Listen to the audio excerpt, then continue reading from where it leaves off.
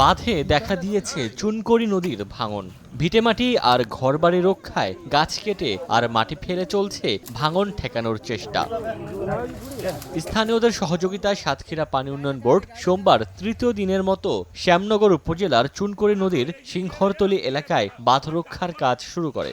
Geo bag ও geo tube দিয়ে ring বাঁধ নির্মাণের উদ্যোগ নেওয়া হয়েছে। ফাটলের যে ব্যাপারটা আর কি, এটা তো আমরা অলরেডি কমপ্লিট করে ফেলেছি পেছন দিয়ে। সেটা বাদ যেটা করার দুর্যোগ যেটা হওয়ার সম্ভাবনা ছিল সেটা কিন্তু আসলে ঠেকানো গিয়েছে। তবে ভাঙন ঠেকাতে জোড়াতালি দিয়ে নয়, স্থায়ী টেকসই বাঁধ নির্মাণের দাবি জানান স্থানীয়রা। গরু খামার আছে, মুরগির খামার আছে, তা সব তো যাচ্ছে ভাইসি। এখন আমাদের উপায় কি? ভাঙতে ভাঙতে আর কোনো জায়গায় আমাকে জায়গা নেই, নুড়ে বসার জায়গা নেই। সব বাচ্চা কাছে নিয়ে আমরা এখন কোথায় যাব? আমাদের সেই পরিস্থিতিটা আমাদের একটু করে দেন, নাইলে স্যার আমরা কোন অবস্থা হয়ে গেছি, আমাদের কিছু নেই। গত শুক্রবার রাতে নদীর জোয়ারে ভেঙে যায় বাঁধ। এতে ঝুঁকির মুখে পড়ে চুনকড়ি, হরিনগর ও মুন্সিগঞ্জ সহ উপজেলার বেশ কয়েকটি ইউনিয়ন। সময় সংবাদ, সাতক্ষীরা।